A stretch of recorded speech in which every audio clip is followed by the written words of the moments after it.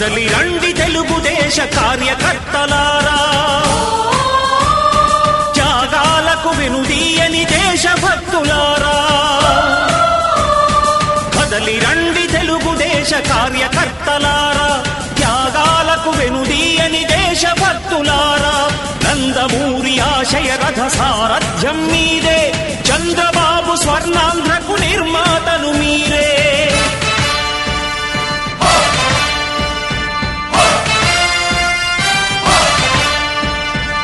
కదలి రండి తెలుగుదేశ కార్యకర్తలారా, త్యాగాలకు వెనుదీయని దేశభక్తులారా.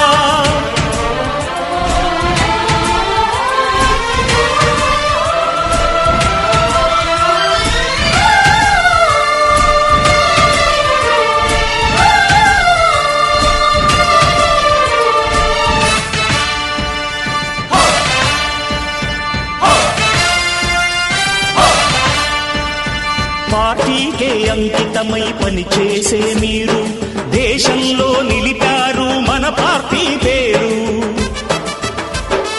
మారుమూల గ్రామమైన మహానగరమైన బాధ్యతతో క్రమశిక్షణతో మెలిగారు.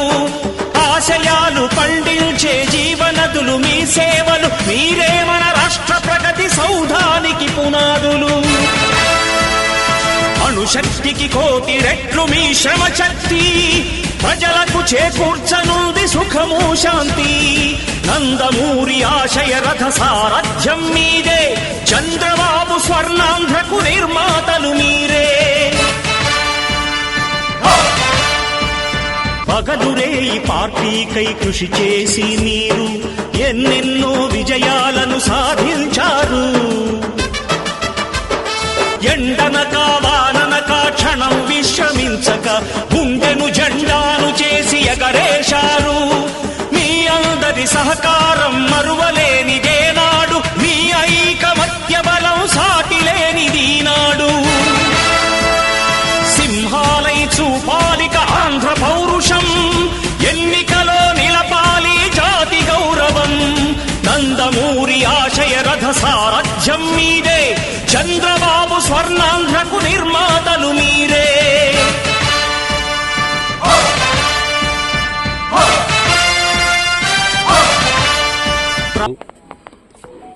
ఒకటో తారీఖు సందర్భంగా ఇచ్చినటువంటి హామీల్లో ఏదైతే పేదవారు దురదృష్టవశాత్తు భర్తను కోల్పోయినటువంటి వాళ్ళు,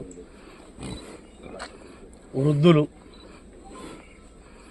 అదేవిధంగా వివిధ కారణాలతో వైకల్యం వచ్చినటువంటి వాళ్ళకందరికీ కూడా ఏదైతే ఎన్నికలకు ముందు మా నాయకుడు చంద్రబాబు నాయుడు గారు, పవన్ కళ్యాణ్ గారు, మోదీ గారు మేము మేనిఫెస్టోలో పెట్టాము, ఇస్తానని చెప్పాము. మాట తప్పకుండా ప్రతి పెన్షన్దారుడికి కూడా 1000 రూపాయలు పెంచుతున్నామని చెప్పాం. ఆ 4000 ఏప్రిల్ నుంచే ఇది మేము గెలిస్తే కనుక ఇస్తామని చెప్పి ఒక వాగ్దానం ఇచ్చాము. ఏప్రిల్లో 1000, మేలో 1000, జూన్లో 1000, ఆ 3 నెలలు 3000, దీనిలో 4000 కలిపి 7000 రూపాయలు మరి అప్పు చెప్పడం జరిగింది. ఇది రాష్ట్ర వ్యాప్తంగా ఇదే 6 గంటలకి అన్ని గ్రామ పంచాయతీల్లో, అన్ని డివిజన్లలో, అన్ని వార్డుల్లో మరి ఈ కార్యక్రమం ఒక పండుగ వాతావరణంలో మరి ప్రారంభించడం జరుగుతుంది. సాయంత్రం కల్లా మ్యాక్సిమం అందరికీ కూడా వాళ్ళకి చేరే విధంగా కూడా ప్రయత్నం చేస్తాం. కానీ కొన్ని విషయాలు మీ దృష్టికి తీసుకురావాలి. కొంతమంది కాళ్ళుండి, కళ్ళుండి, కార్లుండి, ఆస్తులుండి, అన్నీ ఉండి అధికారం ఉందనేటువంటి మదంతో ప్రభుత్వ డబ్బును కాజేయడానికి కొంతమంది అక్రమార్కులు సర్టిఫికేట్లు పుట్టించి, దొంగ సర్టిఫికేట్లు, తద్వారా ప్రభుత్వానికి వచ్చేటువంటి డబ్బుని గండికొట్టడానికి ప్రయత్నం చేస్తున్నారు. దాని మీద కూడా కలెక్టర్ గారి దృష్టికి, ప్రభుత్వం దృష్టికి తీసుకుని వాళ్ళ మీద చర్యలు కూడా చేపడతాం. వాళ్ళకి ఎవరైతే సర్టిఫికేట్లు ఇలాంటి దొంగవి ఇచ్చారో అన్నీ ఉండగా కూడా ఈ విధంగా పేదవారికి చెందాల్సినటువంటి వాళ్ళకి చెందకుండా వీళ్ళ మధ్యలో కొన్ని పెన్షన్లని కాజేస్తా ఉన్నారు. దాని మీద కూడా దర్యాప్తు జరిపించి ఎవరైనా సరే కరుడు గట్టిన వైఎస్ఆర్ నాయకుడికి, కార్యకర్త కూడా నిజంగా అర్హత ఉంటే అలాంటి పెన్షన్దారుడు ఎవరు కూడా గుండె మీద చేసుకుని ఉండే విధంగా మా నాయకుడు ఆదేశాలు ఇచ్చారు. ఇక్కడ రాజకీయాలు ముఖ్యం కాదు, వాళ్ళకు ఉన్నటువంటి కుటుంబ ఇబ్బందులు ముఖ్యం. దాన్ని దృష్టిలో పెట్టుకుని వాళ్ళందరికీ కూడా న్యాయం చేయమని చెప్పి స్పష్టమైనటువంటి ఆదేశాలు ఉన్నాయి. అలాంటి వారందరికీ కూడా న్యాయం ఉన్న వాళ్ళందరికీ కూడా న్యాయం జరుగుతుంది. ఎవరైతే మాత్రం ఈ దొంగతనంగా కాజేసేటువంటి ఈ యొక్క దోపిడీదారులు ఉన్నారో వాళ్ళని మాత్రం తప్పనిసరిగా అడ్డుకుంటాం, వాళ్ళ మీద చర్యలు కూడా చేపడతాం.